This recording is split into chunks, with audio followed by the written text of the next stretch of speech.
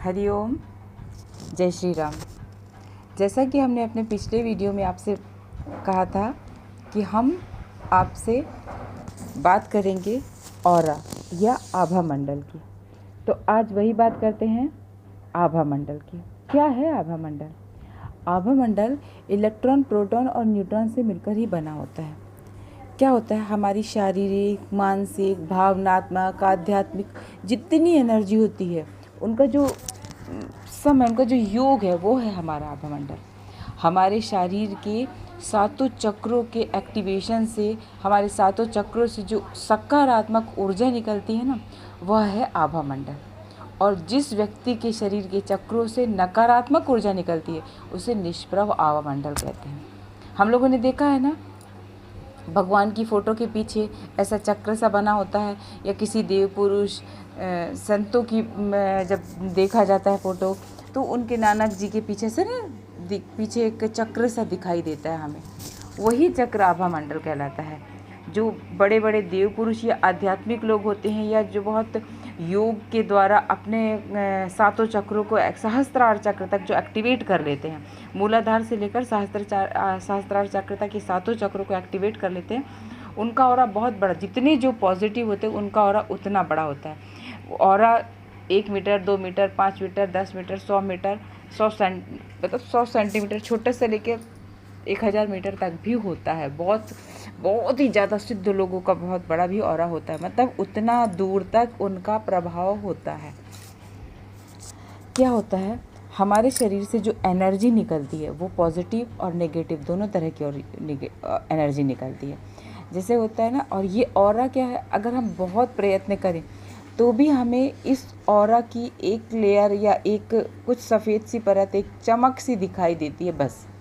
उससे ज़्यादा हम इसमें ज़्यादा नहीं देख पाते हैं। बहुत प्रयत्न करें और ज़्यादा हम योग ध्यान करने के पश्चात हमें इसको आगे दिखाई दे और कलर भी दिखाई दे, लेकिन ये सिर्फ सफ़ेद चमक नहीं होती है। श्वेत नीला आपको चमक सी दिखाई देती है, मगर ये सिर्फ वह कलर नहीं होता है। हमारे सातों चक्रों के अलग अलग रंग होते हैं, और इन सातों चक्रों के जो रंग होते हैं ना, वो सारे रंग हमारे इस आभा मंडल में, इस ऑरा में होते हैं। उनकी अलग अलग एक एक परत होती है सीक्वेंस में, इसके बाद ये, इसके बाद ये।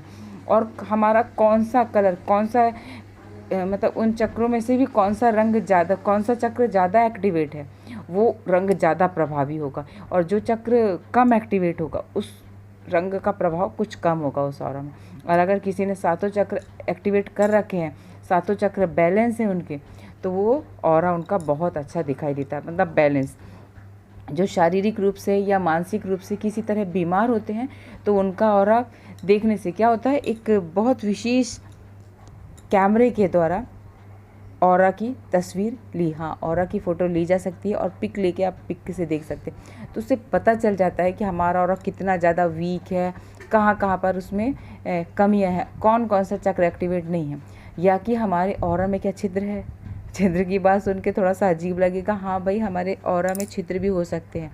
क्या होता है, जो एक्टिवेट नहीं होता, और या जिस चक्र से नेगेटिव एनर्जी निकलती, तो वहाँ उस ऑरा में छिद्र हो जाता है। उस जगह पर कई बार, कई जगह, कई 2-4 जगह हमारे ऑरा में छिद्र होते हैं, और यही छिद्रों की वजह से बाहर की जो नेगेटिविटी होती है, वो हमारे पास आती है। हमारी बॉडी उस नेगेटिविटी को एब्जॉर्व कर लेती है, और इस तरह हमारे बॉडी में नेगेटिविटी बढ़ने भी लग जाती है।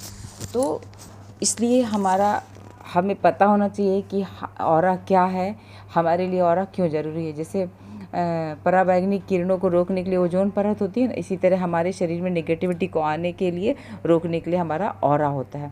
तो ऑरा को कैसे जाने? एक ये भी तरीका है कि आप बहुत अच्छी तरह अपने हाथों को इस तरह से रब करें, बहुत गर्माहट महसूस करने लगे जब अच्छी तरह, तो फिर दूर ले जाएं, और उनको फिर पास लाने का इस तरह प्रयत्न करें। जब आप इस तरह की कोशिश, इस तरह का प्रयत्न करते हैं, तो आपको एक ऐसा समय आता है जब आपको लगता है कि यस, अब ये थोड़ा ताकत या कुछ महसूस होता है, तो आपको पता चल जाता है कि हाँ, हमारा ऑरा इतना बड़ा है, मतलब इतना जितना भी आपका ऑरा उतना बड़ा है। तो इस तरह से आप पता लगा सकते हैं कि आपका ऑरा कैसा है, कितना दूर तक है।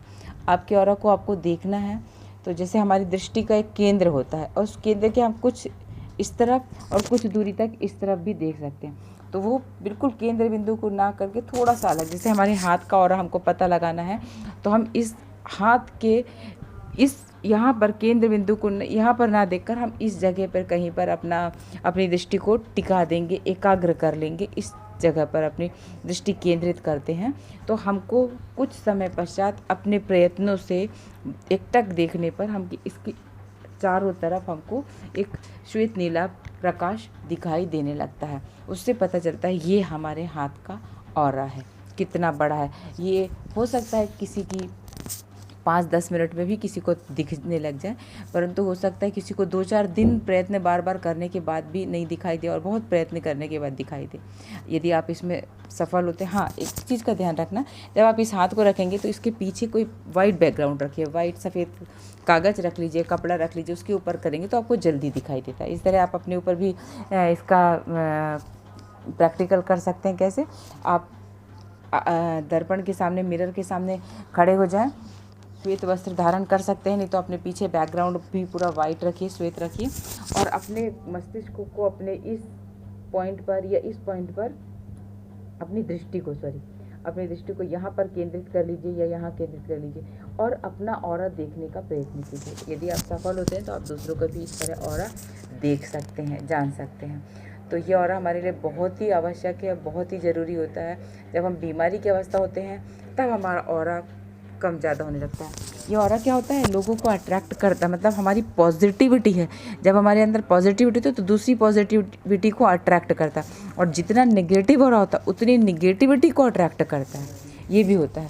यदि आपके अंदर पॉजिटिविटी होगी ना तो आपसे पॉजिटिव लोग मिलेंगे, पॉजिटिव लोग आपके पास आएंगे, आपसे बात करना पसंद करेंगे, आपके पास बैठना। नई जान पहचान वाले लोग भी होते हैं तो भी पॉजिटिव लोग आपके आसपास रहते हैं। और यदि आपका ऑरा नेगेटिव होता है तो आपके आसपास नेगेटिव लोगों की भीड़ इकट्ठा होने लग जाती है। इससे पता चल जाता है कि हमारे ऑरा में छिद्र है, कुछ नेगेटिविटी आ रही है हमारे अंदर। और क्योंकि ब्रह्मांड में सब तरह की एनर्जी घूम रही है, सब तरह की एनर्जी विद्यमान है।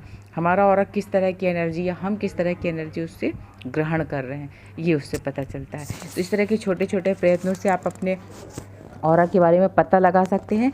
और थोड़ा सा व्यायाम, योग करके, ध्यान करके, या कुछ अच्छे काम करके, पेड़ पौधों की सेवा करके, ज़मीन पर, घास पर, मिट्टी में नंगे पाँव चलकर भी हमारे ऑरा को, सूर्य के सामने खड़े होकर, बुजुर्गों की सेवा से, प्रभु से प्रार्थना के द्वारा, इस तरह बहुत सारे काम से भी हम अपने ऑरा को बढ़ा सकते हैं।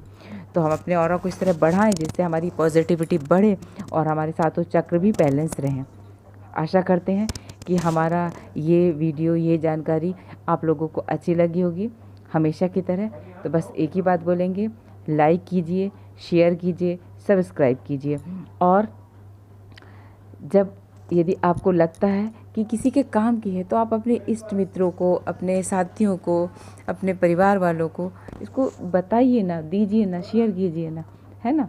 तब तक के लिए हम फिर से एक नया वीडियो लेकर आएँ, कुछ नई जानकारी के साथ। हम ये 7 चक्रों के बारे में भी बताएंगे आपको, तो लेकर आते हैं।